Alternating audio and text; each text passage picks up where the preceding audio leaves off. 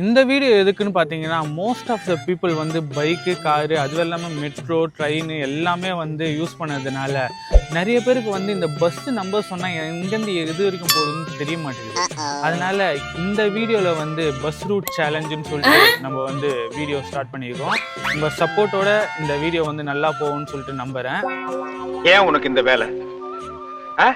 நீ வாங்குற இந்த 10-5 பிச்சைக்கு இது தேவைதானா? ஒரு விளம்பரம். ஃபர்ஸ்ட் பஸ் ரூட் போடுறோம் பாருங்க. ஆக்சுவலா வந்து நம்ம ஏரியால இருந்து ஃபர்ஸ்ட் பஸ் ரூட் ஸ்டார்ட் பண்றோம். 61K வீடியோ போடுறோம் பாருங்க.